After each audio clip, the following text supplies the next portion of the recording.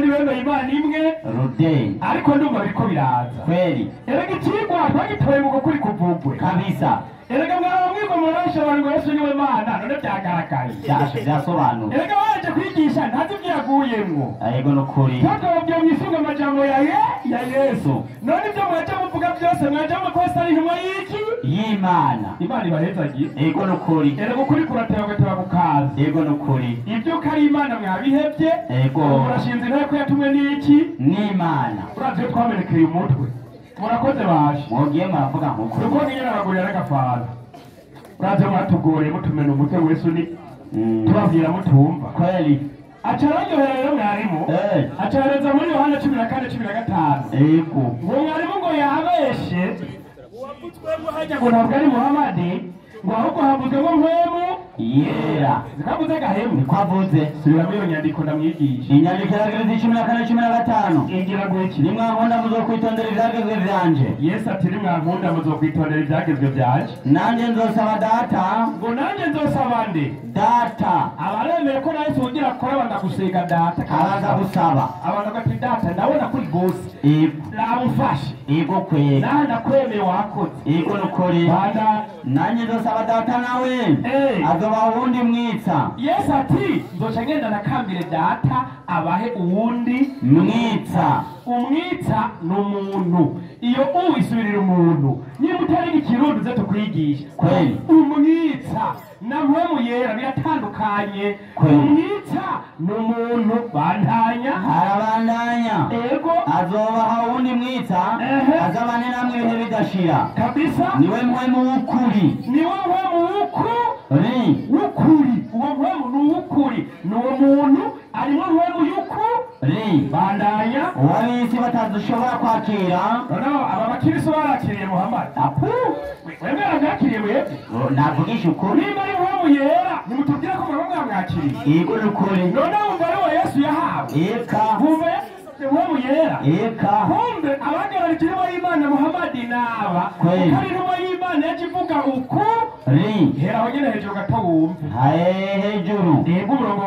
umurongo w'indwi harabandanya ati aho nyene 16 14 hajya mwarimu yasomye nyene 14 yasomye 14 aho nyene mwarimu niho nahereye bandere ku 16 inyandiko irabandanya ibabwira iti yego mwumvirize nanje nzosaba data urumva Yesu azorinda kuja gusaba data yego nukuri arabatema abantu ko ngende ujye mwijuru nkaba ndabasize bonyene none biragenda gute reka ngende gutakambira data rudi kundi mwitsa hehe mwisi ushimuri n'umweshi wabashe ngo ni mpwemu yera sibyo kubereka atari byo Luka 4:1 umurongo wa mbere inyandiko iragira iti inyandiko ntiyari bwayumva iryo ntani yarabona ariko namusagiye kuyumva imvireho yego nukuri Yesu yuzuzwa mpwemu yera ko Yesu ari mwisi yujujwe mpwemu yera uwo wundi mpwemu yari kuza gukora iki kandi yarasanzwe ahari mu gihe cya Yesu kibazo ni mu nicyo gituma Yesu yavuze kuza kw'intumwa y'Imana nde Muhammad ubwo bugaragariza bumwemere mwinjira musari kweli kabisa umuhakanira iki mwemere kuko mu gihe cya Yesu wenyine yari yujujwe mpwemu yera ntiyari gusaba ngo mpwemu aze kandi asanzwe amufise kibazo ni mu mutwe abo rero nyigisha muce mujana hariya muri kebese mu rushengero yego kweli ukazi imbere y'abayisilamu kigenda bukebuke kweli acaraza mwarimu ndio umwanya ni muto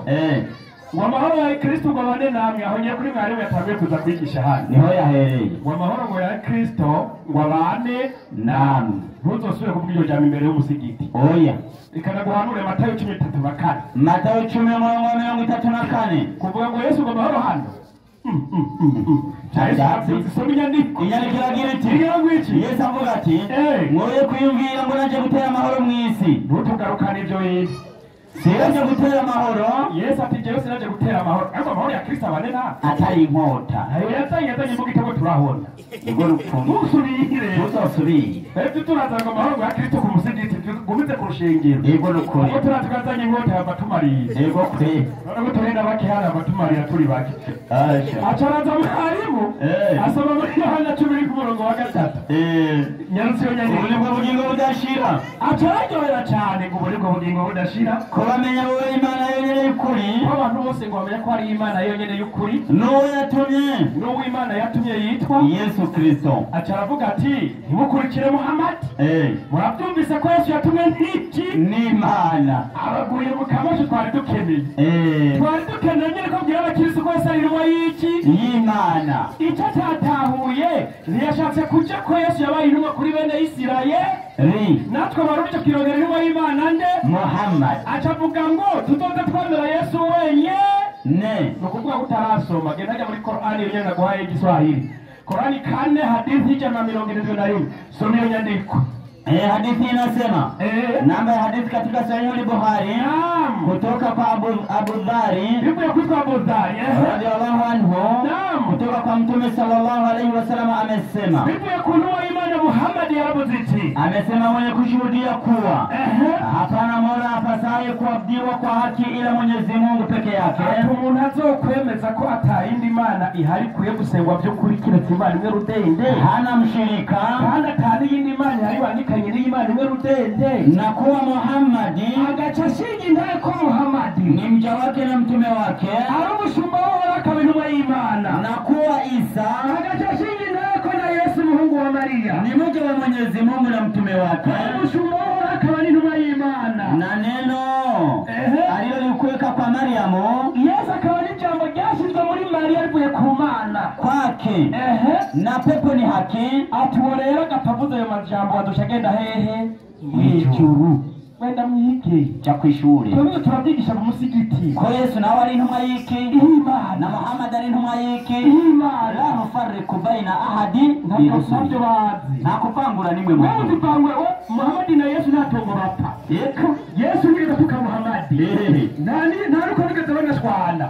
ngo amacakubiri mu rushengero wemere Muhammad ikibazo nikigira 10 gusa niyo ngorane niyo ngorane sasa Yesu ndiyo achavuga ati cyazanye mu isi naje kwigisha tonye kweli achavuga inyandiko nyinshi achavuga duhaye nyinshi achaja muri Yohana 10:10 Yohana 10:10 unabahaye inyandiko nyinshi gucazanye Yesu unge kintu ngo beza ngo yindi mission 10:10 Yohana ngo yindi mission kombe byose ni bimwe ikibazo kiri mu mutwe ni mu mutwe hari ikibazo nayo byose bya Yesu ni byapinganye ni bimwe Yohana 10:10 inyandiko yamubwira iti iki igisuma nikizama nikindi atarukwiba no kwica no gutikiza nanje Yohana zanaro kugira ngo zironke ubugingo kandi ngo ziburonke busagutse kabisa ni jewe mwongere mwiza mwongere mwiza yigura intama ziwe ariko cyangero atari umwongere bwite kandi intama atari ziwe yabonye ibingira rije ati intama agahunga naco tumabise ko mu rutuga bwe mutarabisirayeli komeza harabandanya abinginga ibingira rikaza bikazishwiragiza arahunga kuko atari umwungere ari umucangero atarabaye intama komeza ni jewe mwungere mwiza ndazi izanje ntama izanje ziranzi ninaco gituma Imana Yesu yavuze ati sinatumye ku bandi atari ku ntama zazimiye z'inzu ya Isirayeli izo rero Yesu arazizi nazo ziramuzi kubera n'Abisirayeli ariko abaro mu Kamenge Yesu nabazi kweli nizo ni muri mwo kabisa mwakoza murinjiza kwa Yesu kabisa icyamuzanye rero yaje kuyobora izi ntama zigisha ijambo ry'iki ry'Imana kugira ngo zitore nk'ubugingo budashira bivuye ku nyigisho zande za Yesu ateja muri Luka 19:10 Luka 19:10 umurongo w'icumi 19:10 naho nyine inyandiko irabandanya ibabwira iti ngo iki bakurikirane kandi umwana w'umuntu muntu yazanywe no kurondera no gukiza icyari cyazimiye. yazanywe no kurondera no gukiza icyari Cyarazimiye. nicyo gituma Yesu yaciye aza muri Matayo 4:17 ati nimwihane kuko ubwami bw'ijuru buri hafi. uko ariko yabirondera Yego niyo cyamuzanye. nawe ihane na wewe wemera kwihana ariko rudane kwemera ubutatu ubwo nubwo buzimira bw'ubutatu bukazoja mu ijuru Ariko bukafiri. hamureke n'ibyaha aho rero ako ariko gakiza Yesu yagize gute Yazanye. Yesu acayivugira ko ari n'umwana No. acaja muri Yohana 1:6-8 ngo icyatumye ngo umwana w'Imana ngo aseruka aho mwamuvugiye si we yivugiye Eka. niwe mwamwise umwana w'Imana we yari yamaze kuvugira ko ari umwana w'iki w'umuntu. ubwabo nabo ngo Yesu n'umwana w'iki w'Imana. Yesu ati jewe umwana No. ibyo mwamuvugiye je hano n'agaciro ndabiha Eka. turi kubyo Yesu yagize gute yivugiye ibyo mumwita mushake mumwita ko ari umwana w'ibuye kuko mumwita ko ari igitandara mumwita ko ari umugabo w'abapfakazi mumwita byinshi ibyo birabasha jewe ndi ku majambo yivugiwe nande Na Yesu. ibyo mumuvugiye jewe n'agaciro mbi acagera muri Yohana 8:12 Yohana 8:12 ngo ndi umuco Yesu yongera kubabwira ati ni jewe ndi umuco w'isi. ati jewe Yesu ndi umuco w'isi. yego umurikiye ntazogenda mu mwiza. umurikiye ntazogenda hehe mu mwiza. ariko azogira umuco w'ubugingo. ariko azogira umuco w'iki w'ubugingo. Abafarisayo baramubwira indira intumwa zose z'Imana zaciye ngaha ku isi mu gihe cyazo bari umuco kubo batumyeko kweli. reka nabona kandi karorero na Yohana yari umuco Yesu ataraza Yohana 5:3 Yohana yari umuco mu gihe Yesu atari bwashike Yohana yari umuco ku bantu biwe Yesu amaze kuhava Muhammad ni umuco ku bantu biwe shaka ndaguha inyandiko nyene n'umuco utawabyinde so inyandiko yagira iti asangwa n'ishingiro ntaye yanjye nizo bari ukuri. atasangwa n'ishingiro ntaye yanjye nizo bari ukuri ariko hari ushingiro ntaye nanjye nzi yuko inaye yiba ari ukuri. yego yuko inaye yiba ari ukuri. mwebwe mwatumye Yohana mwebwe mwatumye kuri Yohana nyarutse kubera umwanya ashingira ukuri ntahe mugabo jewe sinenda gushingirwa intahe n'umuntu. yego ariko icyo mubwivyo ni ukugira ngo mukizwe. ati ni kugira ngo mugire gute mukizwe. uwo yari itara ryaka na Yohana yari itara rigira gute ryaka rikabonesha. yari itara ryaka Yohana rikabonesha komesa kandi namwe mwamaze igihe muhimbawe no kwaka kwiwe. namwe mwamaze igihe muhimbawe no kwaka kwiwe mu gihe ciwe. ariko jewe Yesu mfise ikinshingira intahe kuruta Yohana. igerezaho Yesu ativize ikinshingira kuruta nde Yohana. uwo ni Yesu acagenda kwitwaza Korani 16 mwarimu Korani tukuvu 16 w'Abisirayeli ngo n'abantu ngo bemere iki Imana nawe yishiraho inna ilahi wa inna ilaihi rajiun. Somo ya Korani yasomye yego Israeli ni jina jingine la nabii Yakobo. nirindi zina ry'umuvugishwa Mana Yakobo ibn nabii Isahaka. nenda kwibariza Yakobo yarongoye abagore bane uzigira bane wovuga ku mugore wa kangahe wa Yakobo. mu kwa Yakobo abagore bane yarongoye ugira kangahe wovuga ku mugore wa kangahe. ariko atanguye kwiyinjiza ngo naje ndi ego kweli ngorane kabisa. Abisirayeli n'ibyo usomye nyene munsi bahoze bubaha iki Imana ariko kubera bugaragira batubabwira mu gusana no munsi umuco Imana yabagize Yosuwa 7:12 nyandikira babwira iti icyo nicyo gitumye Abisirayeli badashobora guhagarara imbere y'abansi babo bakabinjika ibitugu imbere yabo kuko abo Bisirayeli bagize iki bahindutse ibivume. none ko mwavumwe umva rikeyewe baye muze mu musigiti yego no kuri kw'Imana ibivume n'izigero cyo mw'ijuru eka Abisirayeli Imana yarabavumye imaze kubavuma bari n'abagararije siniriwe ndajayo rero kugira ngo mutunganirwe nimaka muhuza mwinjire hehe musigiti erega nayo yavuze ngo azobwira abari bumoso ati nimumvireho mwabivume mwe muterwe mu muriro udahera. niko bimeze acaza gutwigisha rero tubiki intama mbe Bibiliya uremera ko abantu bafite ubwenge bacica intama canke intama n'ibintu by'ibikuku nyene byamaze kuzimira Yeremiya 5:56 inyandikira abantu banje Imana ishivuga muri Bibiliya ati abantu banje babaye intama zizimiye. wowe twita intama kandi mwe mwarazimiye. abungere babo barabajimije umwe babiri batatu bane batatu mwebwe ngo mwe mwazimije bakirisa uhagaze babahurije ku musozi nabo mwabazimirije mu misozi bava ku musozi bajya ku wundi bashanura n'ingano bakageza mu Kamenge ku umurongo 8 mu rweze bari muyinga nimuhunge Imana muri Bibiliya ishivuga ati hunga muveyo muve hagati ya Buroni muve hariya kwa mwarafashe mwabakirisa uhunga muveyo mwarabuze muve mu gihugu cy'Ubukaludaya mube bakizigenza nk'imfizi z'impene mu mukuku muca ngo bapimwe nk'imfizi si impene kuko impene wijana y'ubwoba apana intama mugabo intama ibwiye Yesu yaragupfiriye amen ufise ibyaha amen nimwihane amen Yesu yarakubambiwe amen uzoja mw'ijuru amen tanga nk'igicumi amen Yesu n'ubugari Yesu n'ubugari amen Yesu n'igiti Yesu n'umuzabibu amen Yesu n'umugabo w'abapfakazi amen Yesu n'ibuye amen izo ni intama ibaze izo ni intama rero Imana ivuze iti ba mu ntama mwe bakizigeza nk'imfizi z'impene impene n'ijana y'ugomba atabira kabisa niko nukuri mugabo intama zose uratwara y'ugomba n'uruyaro raziyobora impene kiyatwega tirakurikira ati we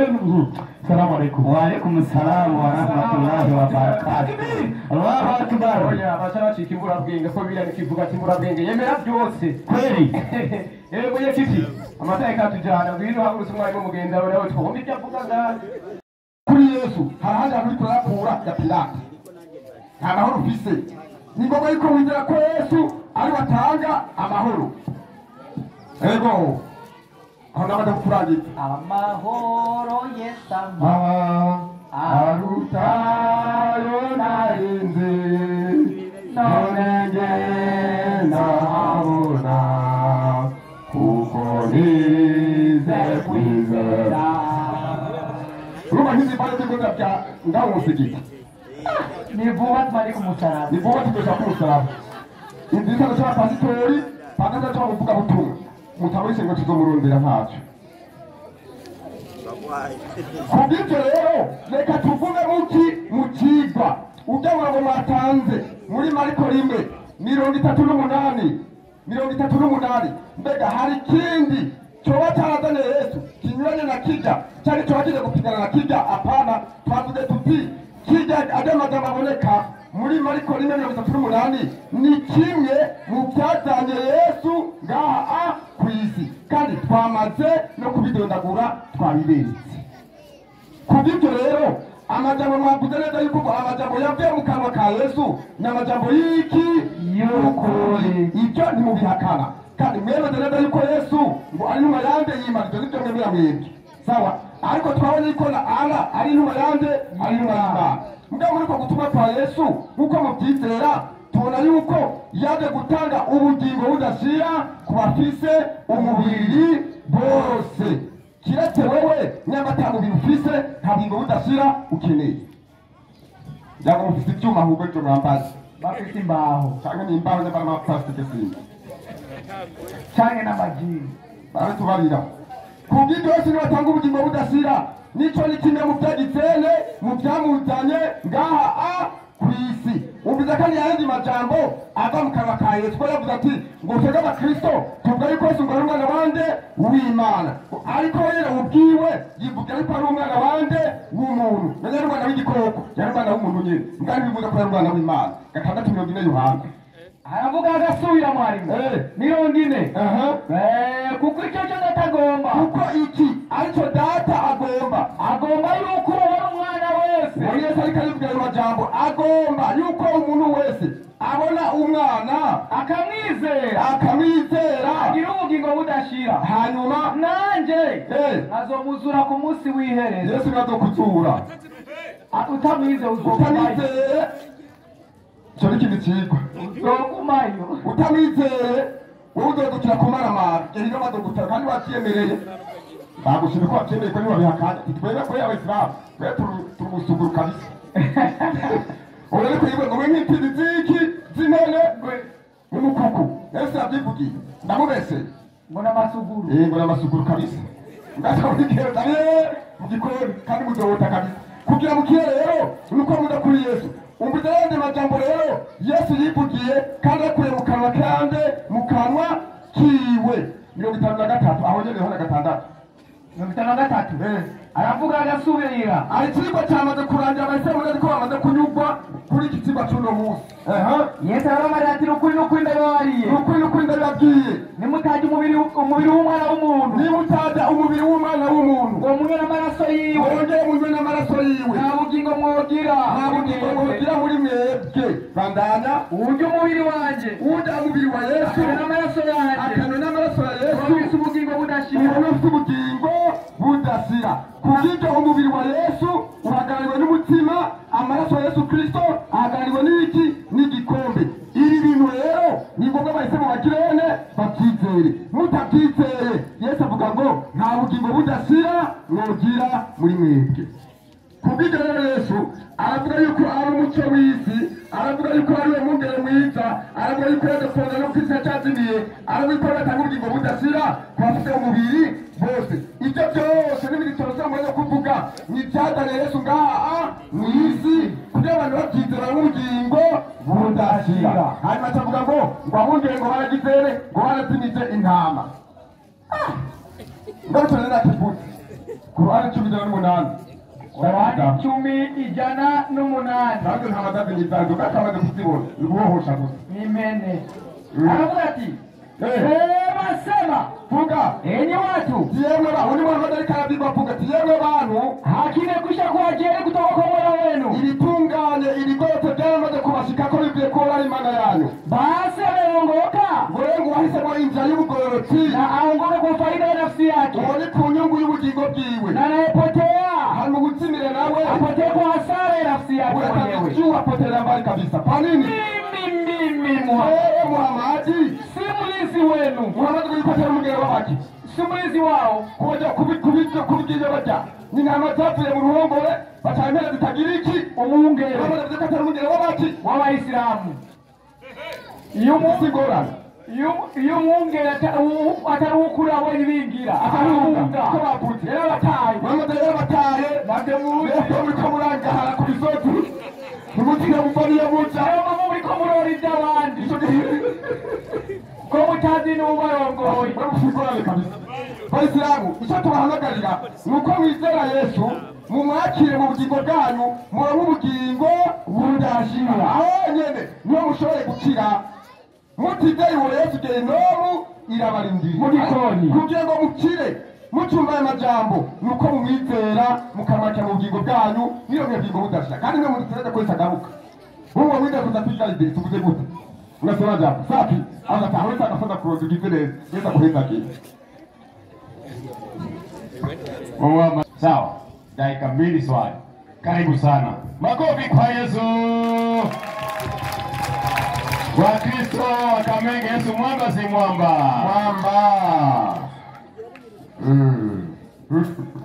ese impene murumva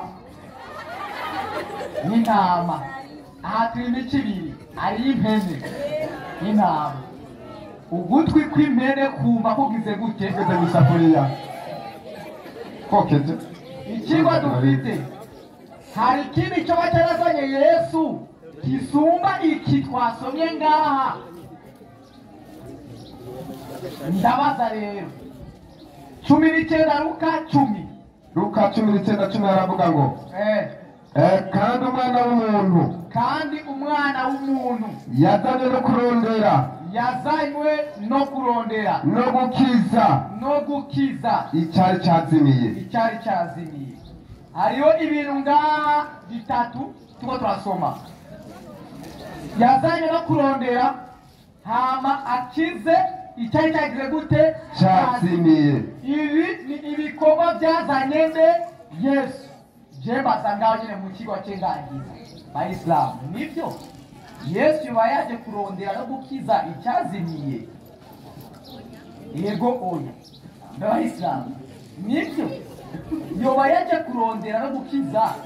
icyazimiye bandanye gato Arimu naam ye kwa Muhammad Yohana 14 Yohana 14 Yero bisego numwita Muhammad numwita reka ndamusuzume we mwita we Yohana 14 aravuga ngo nimwakunda muzo kwitondera ibyagezo byanje Yesu ati nimwakunda muzo kwitondera ibyagezo byanje nanjye nzosaba data nawe azobaha uwundi mwitsa ngo azabane namwe ibihe bidashira iyo mwitsa azobana namwe ibihe bidashira nivyo Muhammad nubu aracabaho azoba ibihe bidashira ariko ubu ntarukumaramara imbere y'abantu kubesha ngo Muhammad aracariho kandi yarapfuye nimumaramara ariko nibyo impene zumva zigizwe gute ngamatwiroketse manuka nuko ari impene niwe mukuri garagaza ngaho oye izi mpene zizotugora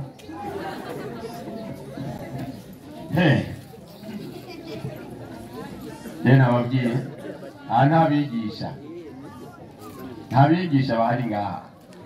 bayisilamu turonderera abashehe apana tuzanira abashehe abishurisha rero harimo mbere ko mbanza kwishura aha naho umukozi w'Imana yigize muhanuzi reka nanjye mbanze ndamuhanura kabisa ujye mu nyikiti ntuvuge duti ngo n'abarimu bahari ahubwo ngira wambaye fime z'imbaho ujya yabagije kubera hari abari ariko mu nyikiti yambaye fime z'iki z'imbaho n'abarimu yigeze ariko wabagije yabonye abaki umunyeshuri yabonye abarimu ziti mu nyikiti umunyekiti sindi ngorane yiwe aho ndaguhanura ugende gake afite ibindi bibazo aho ndaguhanura iyo turagira gake kumenya aho mwicanye n'abo barimu kweli yasomye Luka 19:10 ati mbega iyi nyandiko niyo canke siyo ko umwana w'umuntu yaje gukiza icari carasimiye turi kumwe kweli mbega niyo canke siyo ikibazo rero mwarimu yaje kubakiza babandi bari bazimiye reka tibagizanye na wa wundi Yesu wa mwana w'umuntu ukuntu yabakijije kuko bari bazimiye gatandatu icenda Matayo Yesu agira ati nuko musenge mutya ati nuko musenge mutya abayisilamu batatu ni hano abayisilamu batatu ingo tubereka abongera bo barazimiye muri babandi kweli kabisa ingo nyaruka hagarara hagaje kweli sobira ndiko mwari muhagarara ngaho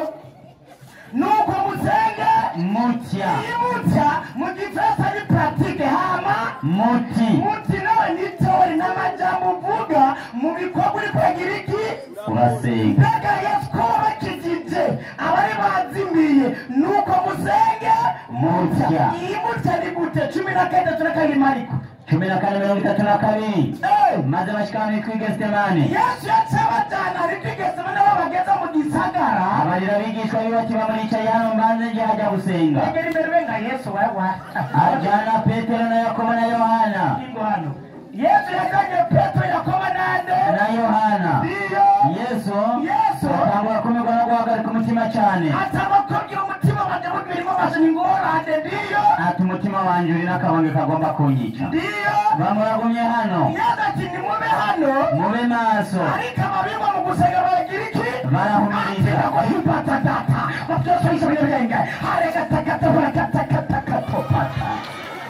bagiziki bahumirije bombe abari ku bindi byande ni bya Yesu abantu bari barazimiye basenga bahumirije abari bazimiye twaraboye Yesu rero mukubakiza ati mukubakiza byagenze gute musenge muca mube maso ngo muri kanure yunguruza imbere gatoya Yesu ashayumuriza imbere gatoya yubama hasi kuri sejida yubama hasi hasi niko yaje kugira iki ukiza andanya gatandatu icana hasi gatandatu mirongo icenda musenge muca muti data turese mu ijuru ubwami bwawe buze ati data uko ugomba ariko bigira iki biba ariko bibe uko biba mwise ko biba hehe mw'ijuru kumva uko Yesu akirije abana bari mw'isi ko ari gusenga bameze gute bubane ikibazo gihari abagabo barimo kumbe iyo bari babane Yesu yaje kugira iki kugira ngo mukirari muzamusenge nk'abaki nk'abayisilamu mushiri ibihagaza 16 abigishwa nabo bavyumvise bubama hasi bubama hasi bigana gute baratinya cyane bigana Yesu bigana nde kubiganya Yesu kumbe abakijwe na Yesu basenga gute nka Yesu ikirwa cyaza Yesu mwisi kumbe ndibona wifuza gukira baze basenge nka Yesu bizize umusigiti iyo mama bigico 12 ba Yesu yarabaki yarabesera mwana pinze harimo gatatu cyangwa kabiri ko anapinze gatatu guma rero yarabesera gatatu 52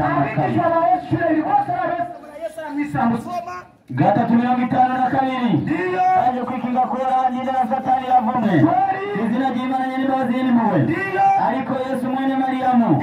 cyangwa Bikira Mariya amaze kubabona mwo hakanyi amaze kubona mabo hakanyi ati ni bande bazo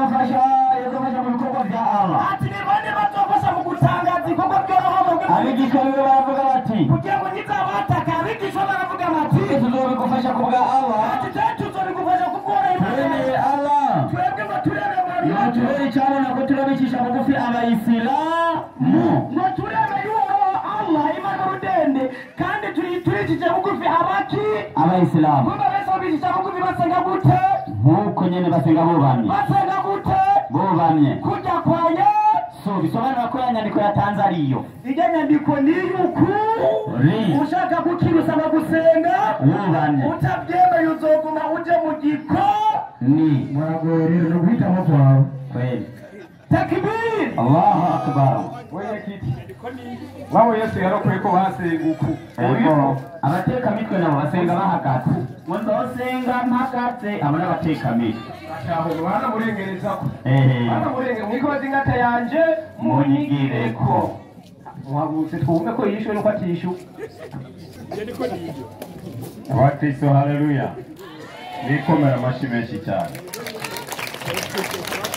none ko wari ubizi ese niwoza kuri Yesu ko wazimye nawe ugacika imene hama ugasubira kuba intama yego ikibazo ngo wagiye yakeneye ngo nibyo ngo mugabo rero ngo akize gute bazikize kuba ngo abigishwa ba Yesu ngo baragira gute ngo basize bo ngo barayisira ngo basize bo bana abana ba Yesu bose bagize gute bo bana ajakoze n'umwaka 2038 umvira abigishwa ba Yesu barayisira ngo ba Yesu barayisira ngo ba Yesu rero Petero arabishura Petero abwira abigishwa ba Yesu ati he ati nimwihane nimwihane umuntu wese abatizwe muri mwebwe agira gute abatizwe mu izina rya Yesu Kristo abigishwa ba Yesu bose bagizwe gute barabatizwe izimene zirabatizwa kugira ngo barabatizwe izimene koko nazo zirabatizwa kuko abayisira mu ba Yesu nabo turabatizwe uno munsi ariko uno munsi ndababatiza haleluya amen hama umujyaja bw'uyu mugabo mu byumve yataze Matayo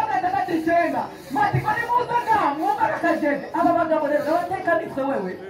umugabo nayo mubusuge ko ni mubusuga mujanga umvaga yacasimba yavuze ni ngo Yesu yaje kongera gukiza atatangwa soma kwanza aravuga ngo nuko musenge mutya ngo nuko musenge mutya atavuga farasa kuyo ngo mutya mu gifaransa ni pratique muti data twese wo mwijuru muti data wakoze mu gihe yakivuze icyo kintu yasimba kumba turaziko imana yinde data aba barafise data wapi barafise data nibagira nani alidi marira marira marira marira niba kora niba subiramo umwanya wawe reka kumezi ndagivuga abaze umusilamu abaze iminota itarenga 3 abaze ikibazo mu minota itarenga 3 ndabona uyu mugabo urukuri basi afise ingorane kabisa n'ivyandiko cyemeza ko ari Yesu yabikoze n'abigishwa biwe ubipime yaragize neza avuze ngo batizwe mu izina rya Yesu ntavuze ngo batizwe mu mazi yabivuze neza ya uza kumenya imibatizo bitandukanye waguca tukakwigisha yego kweli reka wabivuze neza kweli kuko hari abatigeze batizwa mu mazi none uwabatije Yohana ninde umubatizi ubu rero Yesu yabatije n'umupagani yitwa Yohana arabivuga urazubwira uwabatije Yohana umubatizi nyimba byo kuri batizo n'ibisa akamaro mwarimu naam twasomye inyandiko muri Bibiliya kweli Yeremiya 56 tw'abapasitori bazimiza abantu bungeri kweli Bibiliya agira ati ntibamere nk'intama nibaveyo bamere nk'impene kweli Bibiliya ni iy'abakristo si iy'abayisilamu kabisa ababwiwe ko bacika impene ni abakristo basoma Bibiliya bo bazimijwe n'abungeri si Korani wapi Bibiliya agira ati twebwe ntama bacika impene kweli kuko igikoko cy'ikijuju cya mbere ni intama ujya kwitamburira gukurikira itazi n'igihe kweli nicyo cyose niba abakristo bakurikira nk'intama iyo batazi n'ibyo barimo kweli nicyo gituma Bibiliya yanyu yarabwiye ngo vayo mumere nk'iki nk'impene iyo ni Bibiliya yanyu utayemera yitabure kweli reka ribarize ikibazo kabisa ikibazo cyanjye ni iki Yesu yavuze ngo naje kwigisha kabisa ijambo ryiwe yivugiye kweli acavuga n'amajambo avuga ati Matayo 4:17 Matayo 4:17 nyarutsa kuva icyo gihe Yesu atangura kwigisha avuga ati kuva icyo gihe Yesu atangura kwigisha avuga ati nimwihane ubwami bw'Imana buri hafi. Ikibazo ko mutubwira ngo yarabacunguye mwihana iki? Icyo kibazo. Takibiri Allahu akbar. abagize ikibazo n'ibirota yiwe ayo bahereye kugira ngo kuko ndazi ntibishura ashatse basigira umwanya muremure kugira ngo muronke ibyo mwiyambyako Kweli. agozo mwari mutumva ibyo avuga mwihanya iki? Haleluya. Mbere yuko nishyura ikibazo abajije ndakishura umwanya muto cyane rwose. Reka mbanze se kuturu aciye ko agerageze kumenya kugomba gusenasera utuntu yuko Bibiliya yavuze yuko ngo twumva iyo tugacika tukaba mu ntama tukaba iki? Amen. Kuko ibyo n'ubu arazi yuko twebwe turi iki? Intama. Agomba yuko tuva mu ntama tuva mu mpene. Ibyo ntibishoboka. Igikunda twarutamenda. Hanyuma kiravuga ati ngo nta kintu gihari nk'iki nk'intama kandi bisubiye nta gikoko gikubagana nk'impene wese agasuka imbere kandi mu ruhongore kandi ziragambya zizironka amahoro nivura iki impene zirakubagana kandi yabyemeye wakoze kubw'ibyaha bigishoboye no munsi ibyo zifite kuri nyina byawe byandikeye kweli ibyiza ibyo kubera ngo muri impene kweli urabyemeye kabisa Si wewe. wakoze bwambere ko gaza ni buke buke kubw'ibyo rero adusoma muri Matayo 4:17 Yesu abwiye abariko baramwumviriza ngo bagirene Bihane. ngo bihane ngo rero ngo niba yashaka kuducungura ngo twihana iki nawe wazi ko umuntu yihana iki ngo banabivuge reka nabyo kubera uko nabivuga neza turabona hari mu bwoko bw'intumwa 3:38 tubaza abigishwa ba Yesu bamwe bari kurasira kuri abayisilamu umviriza nibyo twihana Petero bishati. Nimwihane. nimwihane Umuntu wese muri mwebwe abatizwa mu izina rya Yesu. hanyuma Mubone guharirwa iki ibitumbura ibyaha byanyu. subiramo kandi babyumve neza Mubone guharirwa ibyaha byanyu. Basi. nakubwira basasa Reka kundaba. abero anateka sasa amesha nielewa wako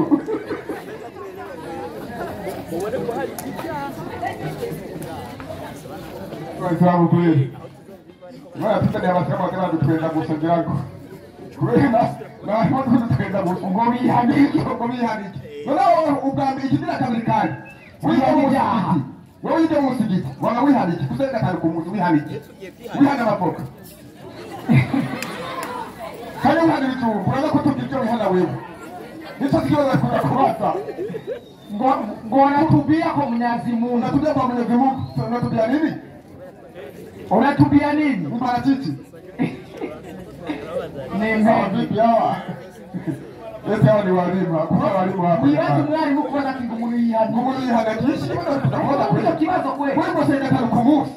Wihanisha. Kama danzo wa bisi 3 unangi utaja utanywa uri kurihana wihaniki. Ubikorera iki? Yihani biho. Abaroma 3:23. Kugira hana kibazo waze kubaza. Ikibazo yamaze kukwishura. Wamesa witwaza muri abigishwa ba Yesu arakwishuye. Aravuga Sema tata ufise mwene mwihana. Mbega ba mwihana umusigiti ndazo ko mwihana ibyaha. Niba atari ibyaha uko icyo mwihana ibyaha. ati bose bakoze ibyaha. Bose bagiteye. Bakoze ibyaha. Kuba rero bayisana pisiki. Bafise ibyaha. Saba ko bagirana. Bihana. Bitera badakwihana kwa none. Badakwihana kwande.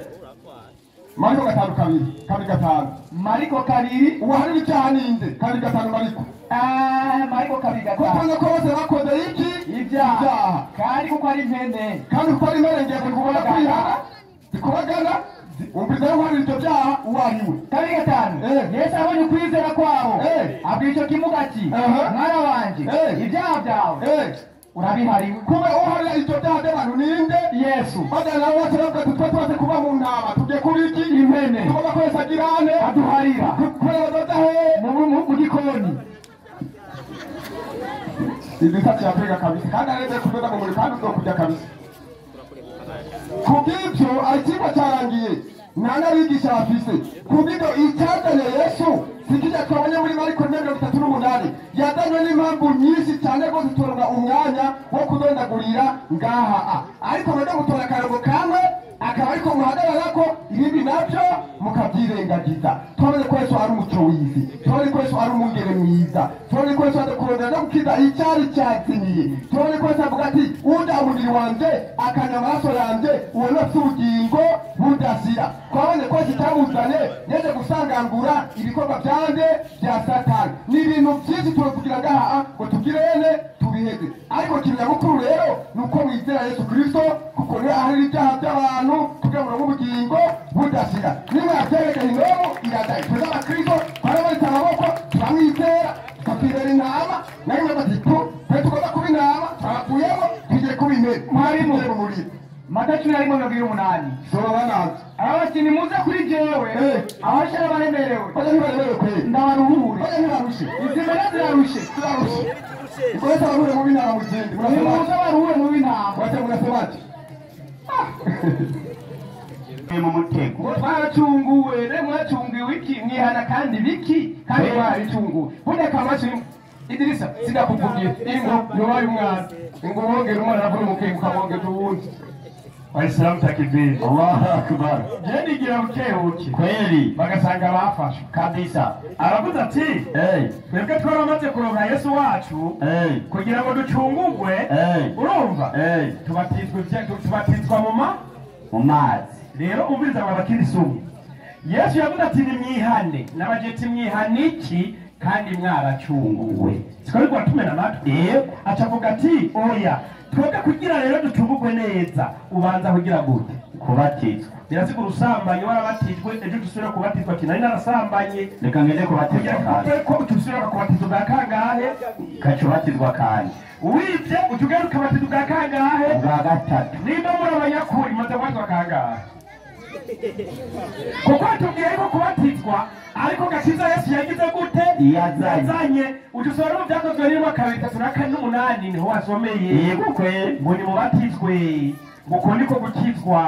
ngo niko gakiza Yesu yazanye urumye usama gusubira kuja kubatizwa atagenda mu mazi yari muri dushe kumbe niteka mitwe kabisa ariko reka rindira gatoya nabo bigishwa ba Yesu babesheye umviriza abandi bigishira byagenze 19:2 ndakoze n'intumwa nyine yasohoka 19:2 byakozwe n'intumwa yoherwa mu mbere yego maze apora kiri Korino Paulo aca mu bihugu byo haruguru ashika muri Efeso asanga abigishwa bamwe arababaza ati mbega mwarahawe mpwemu yera igihe mwizera baramwishyura bati nitware bwana byumve yuko mpwemu yera yatanzwe. Paulo twebwe abigishwa n'ubwa mbere twumvise ibyo arababaza ati none mwabatijwe umubatizo ki ati rero mwebwe yabatijwe umubatizo ki bati umubatizo wa Yohana ati twe twibatijwe wa Yohana nk'aba bagabo. Paulo ati Yohana yabatije umubatizo wo kwihana ati uriya wari uwa Yohana mu gihe ciwe n'ubwo ari uwafeke w'iki gihe siwe abari abantu ko bakwiye kwizera uzoza hanyuma ati abaragiye kubigisha bizera uzoza gusa so gukurwa ibyaha niwe Yesu wari wende niwe Yesu bavyumvise baca babatizwa mu izina ry'umwami Yesu abantu baca bagenda mu mazi nigiye mu mazi ngo twimbi ngo bagize gute ngo barabatijwe ngo umubatizo Yesu awuzuye eka Yohana yari yavuze n'amajambo akomeye ati ni Yesu yashika bizogenda gute 3:11 Matayo 3:11 Matayo agira ati nyamwe ibintu byafake gusa byiremera nyakuri nukuri jyewe ndabatiza mu mazi ngo mwihane ariko uzoza hanyuma yanje avuga nde Yesu tuzoza inyuma yanje andusha ubushobozi ntibimbereye no gupfundura utugozi tw'inkweto ziwe uyo azobabatiza muri mpwemu yera no mu muriro no muri mpwemu yera no mu muriro yari by'amazi byaraho ibyo ntabiriho ibyo byarafuswe yavuga muzura kawo zo kwa Yohana Yesu yarahaje yego n'ukundi icyo gituma nta mwisilamu yaje kubatizwa mu mazi kubera ibyo byarafuditse byajyanye na Yohana nicyo gituma Yesu yaciye ababwira 8:1 Yohana ngo iki nuko Yesu yongera kubabwira ati atangera kubabwira kubera mutumva jewe ndi mukubava ati jewe njya nitugire mu ijuru namwe muzondondera ngaho ariko buzuye amashenga n'ubarondera Yesu kandi muzopfira mu byaha byanyu vyanyu nukuri fideli n'uburi navyo amazi nakuri byara turaja muri dushe amazi akura umwanda muyo n'umwanda numva ko mujaga bari mu butinyanga aboga abatoga bose ngo twibi no mu mazi ingorane sawa binoko waalaikumsalam warahmatullahi wabarakatuh. Takbir. Allahu akbar.